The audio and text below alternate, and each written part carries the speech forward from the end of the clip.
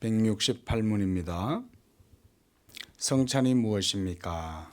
시작. 성찬은 예수 그리스도의 제정하신 대로 떡과 포도주를 주고 받음으로써 그의 죽으심을 보여주는 신약의 성례입니다. 성찬에 합당하게 참여하는 자는 그의 살과 피를 먹고 마심으로 영적 양식이 되고 은혜로 자라는 것이며 주님과의 연합과 교제가 확고하여지고 하나님께 대한 감사와 서약과 한 신비로운 몸의 지체로서 서로 사랑과 교제를 증거하고 새롭게 하는 것입니다. 자, 성찬에 대한 그 신학적인 의미를 설명해 주었습니다. 우리가 떡과 잔은 먹는 거잖아요. 먹고 마시는 건데 이것을 우리가 먹고 마신다라고 하는 것을 영적인 의미로 생각할 때는 그리스도의 은혜를 이와 같이 우리가 누리는 거다 하는 거죠. 자, 이게 성찬은 우리가 떡과 포도주를 먹고 마시는 거니까 이게 우리 몸 속으로 들어가잖아요. 그죠?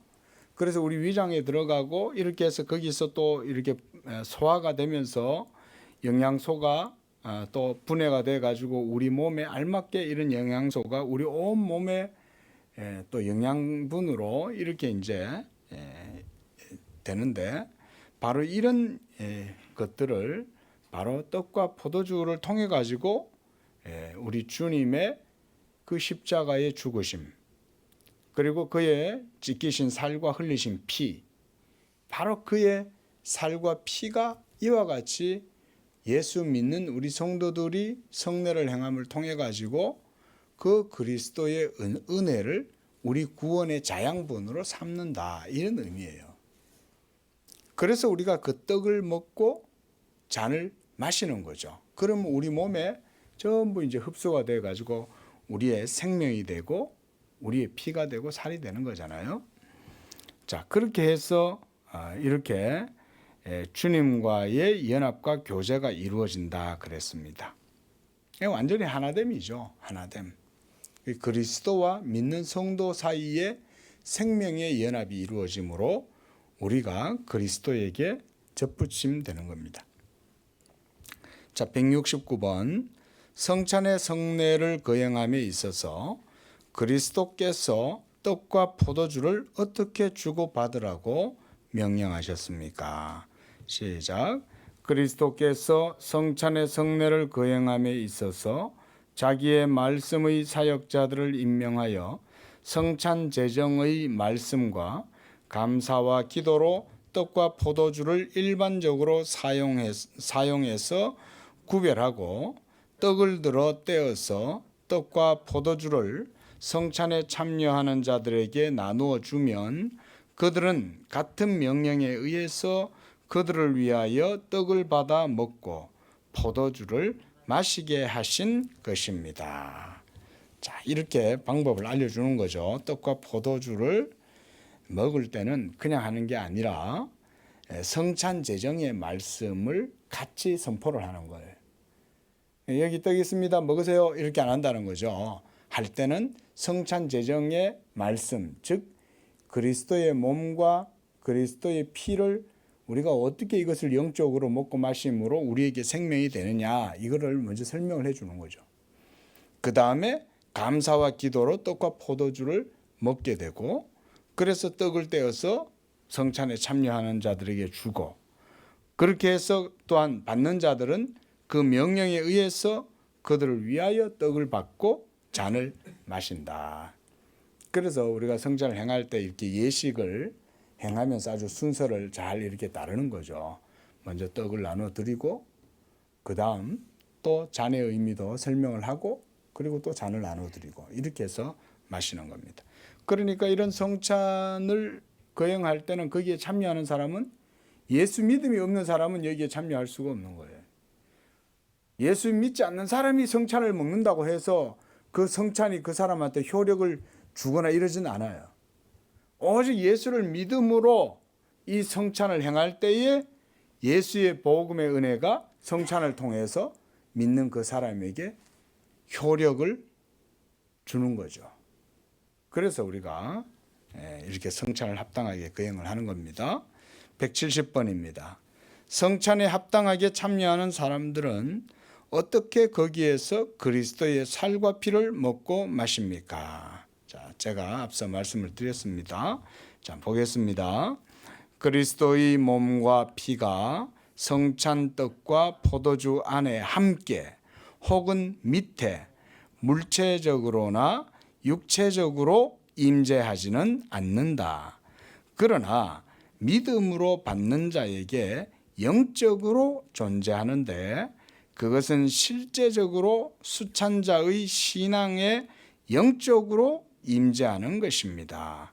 그러므로 성찬의 성례에 합당히 참여하는 자들은 물체적으로나 육체적으로가 아니고 영적으로 그것에서 참으로 실제적으로 그리스도의 살과 피를 먹고 마시는 것입니다. 즉 그들은 참으로 실제적으로 믿음에 의해서 십자가에 달려 죽으신 그리스도와 그의 죽음에서 오는 모든 혜택을 받아 자신들에게 적용하는 것입니다. 자, 여기 보면요. 이제 첫 번째 줄에 보면 그리스도의 몸과 피가 성찬떡과 포도주 안에 함께 혹은 밑에 이렇게 놨죠. 이게 이제 루터파의 이제 말하자면 공제설을 의미해요. 이게. 그래서 우리가 성찬에 대한 이해에서 쯔빙글리라는 신학자는 상징설이다. 루터는 공제설이다. 그러나 로마 캐톨릭은 화채설이다. 이렇게 얘기를 했어요. 성찬에 대한 나름대로 자기들 나름대로 이제 그렇게 표현을 했는데, 그럼 우리 개신교도들은 뭐냐? 장로교회는 그러면 어떤 해석을 따르냐? 바로 칼빈의 영적 임재설을 따라요. 영적 임재설이라는 것은 뭐냐면 포도주 안에 함께 있거나 밑에 있거나 또 물체적으로나 육체적으로 화체적으로 이렇게 화해서 임하지 않는다는 거죠. 그게 아니라 이건 그냥 떡이고 이건 그냥 포도주예요. 그런데 주님이 이 성례를 행하라고 명하셨기 때문에 우리가 그것을 하나님의 복음의 말씀에 의거해서 행할 때에 이것을 여러분들이 먹고 마실 때 하나님의 성령이 믿는 그 사람 가운데 임하심으로써 우리가 그 당시에 먹고 마시는 그 떡과 잔이 실제적으로 우리 영혼에 영적으로 생명이 되도록 성령이 임재하신다 이 말인 거예요. 그래서 이것을 우리가 영적 임재설이다. 그래서 우리 칼빈은 이렇게 아주 잘 정리를 했습니다. 그래서 우리가 성찬을 성경적으로 바르게 정확한 성찬론이 있는 거죠. 예. 이것 때문에 논쟁이 많았습니다. 예. 그래서 이제 그 쯔빙글리의 그런 상징성, 기념설도 있고, 그 다음에 이제 루터파의 그런 공제설이 있고, 그 다음에 그 로마 캐톨릭은 이 떡과 잔이 실제로 이게 실제로 그걸 할 때 그 자체가 그리스도의 몸과 피로 변한다라고 생각한 거예요. 그러면 이게 성령의 임함으로 믿는 자 안에서 그것이 실제적으로 먹고 마심으로써 영적인 은혜를 누린다 이렇게 안 보고 이것 자체가 떡이 그리스도의 몸으로 바뀌고 그리스도의 피로 바뀐다라고 얘기를 하면 이거는 어마어마하게 신성한 것이 되는 거죠. 그렇잖아요. 이건 그냥 카스테라가 아닌 거예요. 그리스도의 몸이 돼버리니까. 그렇게 보면 문제가 생긴다 이거죠. 예? 그래서 이거 이렇게 딱 이렇게 이 사제가 입에다 넣어주는 거예요. 어디 속된 손으로 그 성도들이 손으로 만지냐 이거죠. 그리스도의 거룩한 몸인데 살인데 피인데 이런 생각을 하면 그게 뭐 대단한 물질이 돼버리는 거죠. 근데 그게 아니라는 거죠. 예수 믿음으로 이게 바로 우리 영적 임재설이다.